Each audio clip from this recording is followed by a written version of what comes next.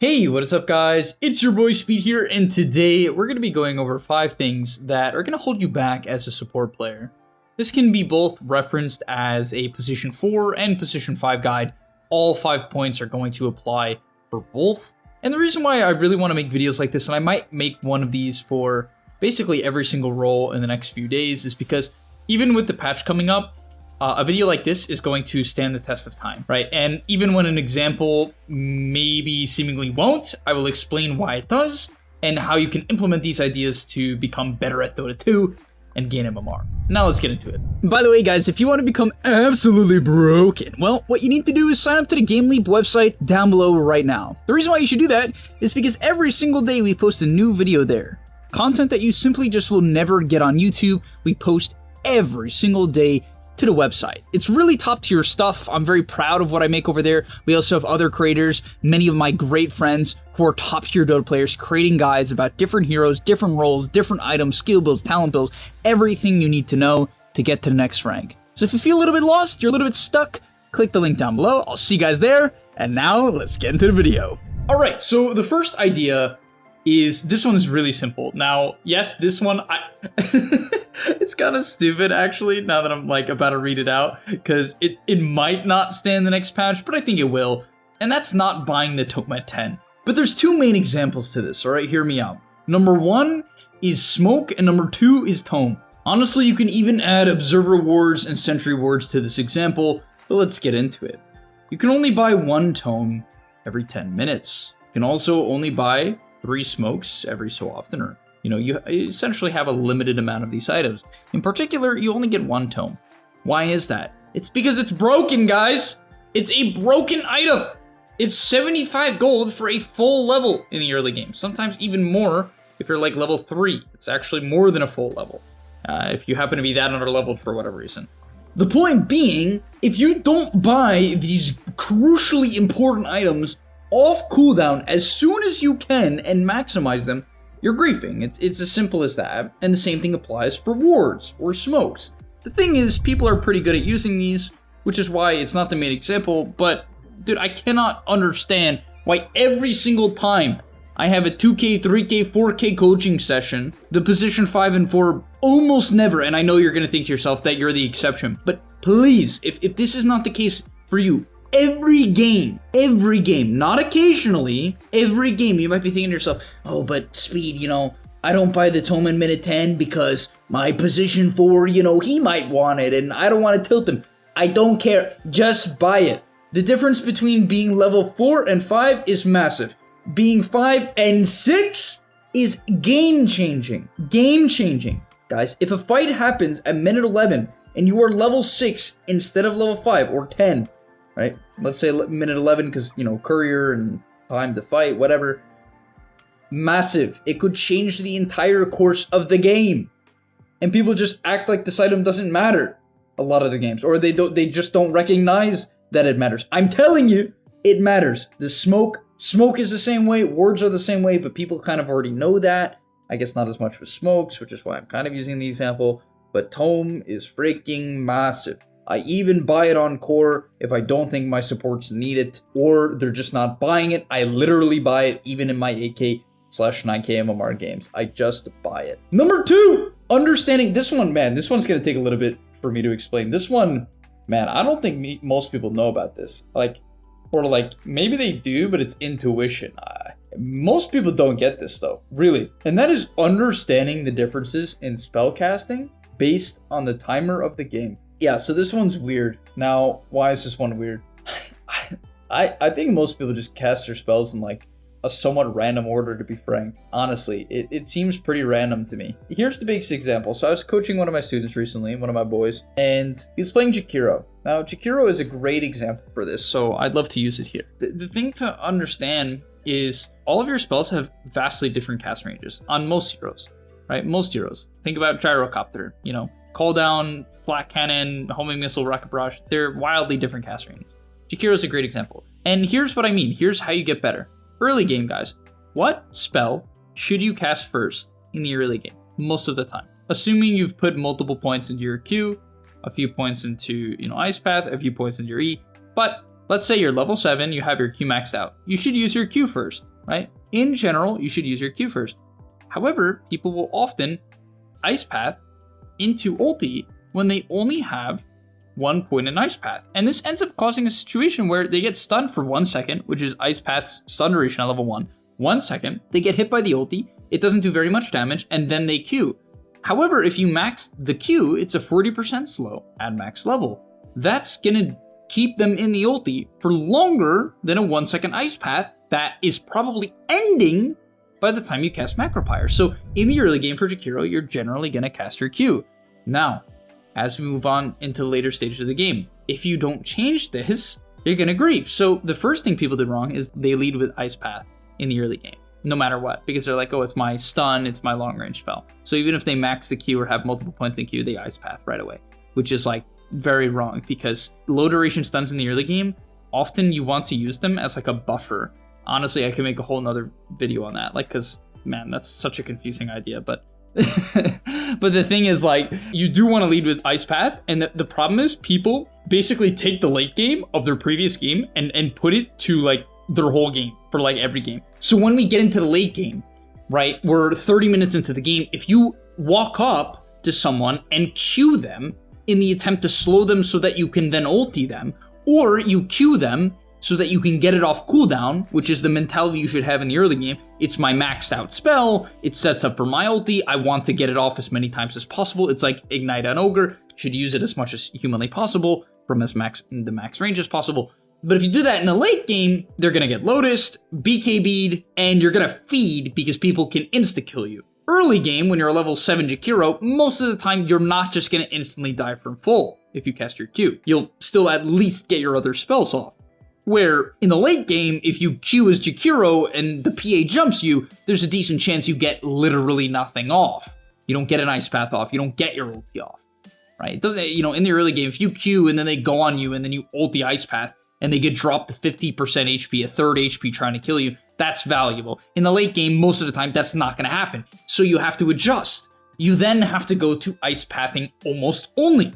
You might be like, okay, then when do I Q in the late game as Jakiro? You Q in the late game after they've committed in. When they've committed on your teammates, when you can stay out of vision, you can Q, right? But in the late game, you're playing almost solely around your E, Macropyre, and Ice Path, right? The Liquid Fire, because of the attack range talent, which I recommend taking even as a support. So that's the gist. It's hopefully that makes sense. You're gonna have to apply that to every hero now and just think about essentially what I just said. All right, number 3, spamming regen and understanding the lane meta dynamics. Now, patch coming up, so, you know, hopefully you can't just buy 18 salves and salve your carry 18 times in the laning stage. That'd be great. I don't like it. I just think it's stupid. I think it's somewhat stupid. Either way, you have to understand how the lane dynamics work. This is something that, you know, it's a very vague point. I'm not gonna lie to you guys. It's a vague point, but the reality is, like, if you're playing support, you kind of have to be able to look at the heroes that are in the lane and understand what is going to happen in the lane before it happens. That is what being good is. You have to have like a general idea, not an exact idea, because there's too many factors to know exactly what's going to happen, but a general idea of what's going to happen. For instance, I just played a game, it went pretty poorly, and so I didn't even feel like I perfectly adjusted to it, but I was laning with an AM. It was Ogre match I AM against DP Marcy.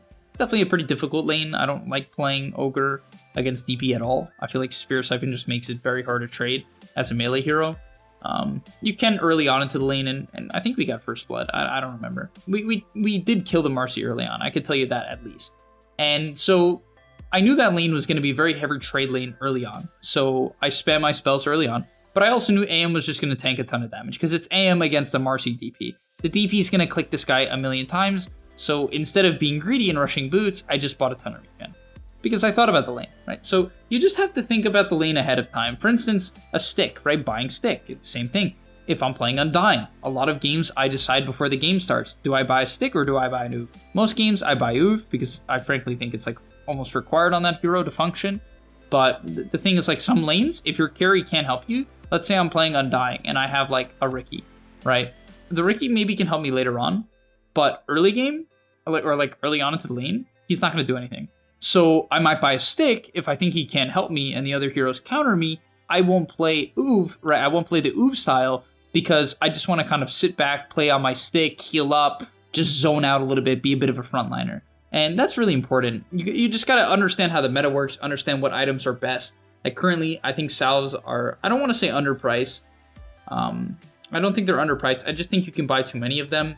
And yeah, you can kind of abuse it. And that's been a big way I've been winning games as position 5. Coming in at number 4, it's allowing yourself to get demoralized after a lost lane. Now, this one really hits home for me. I mean, it's tough. I just had a really rough game. One of those games that just makes you think to yourself, am I good at Dota? Even if you've won 10 games in a row, you guys, like, literally, you know this feeling, man. This is why Dota is such a rough game. It's almost why I think it's an addictive game. I won 2 games in a row. I felt like on top of the world. I owned, man. I owned. But then I accidentally queue EU. I asked for offlane. This guy is like, you know, American dog rank, no. Even though he's lower MMR than me. So I'm like, okay, whatever, I'll play position 5. I'm trying to get to 9k, not steal offlane and have this guy grief my game. So I pick Ogre. The game goes horribly. My team doesn't like me. This guy commends me after the game, even though I, you know, muted him and whatever. It was a disaster. The game did not go well. The lane did not go well. It was just a rough game. However, I will say the one thing I was happy about, regardless of the fact that I got like blamed for the loss or whatever, because you know that it happens, right? It happens. The one thing I did well, and I was very happy about, and I felt like if there was any reason why we would win the game, at least I would win the game, it was I did not get demoralized at number 1, the fact that I was getting flamed during the game. After the game, I was like, frick, man, you know, that this is what I had to really reset. You know, I have to pump myself back up after those games. I've learned to do that. Like, when people, you know, tell me, oh, I'm bad or, you know, blah, blah, blah, I just pump myself back up. I'm like, I deserve my rank. I'm at the rank I am for a reason. I know what I'm doing. I know how to win games. I know how Dota works most of the time. Most of the time, right? Let's not get too far ahead of ourselves. But I didn't get demoralized at a lost lane. And the reason why they're so useful is because I still was able to make a couple smoke plays. I still made the plays I feel like I needed to make. I defended my mid tower as Ogre. You know, I still hit some good timings. And, you know, I felt like I played the team fights well. And so I didn't let the bad laning stage, and it was not good. I didn't let the bad laning stage dictate my entire game. And I think a lot of supports do this.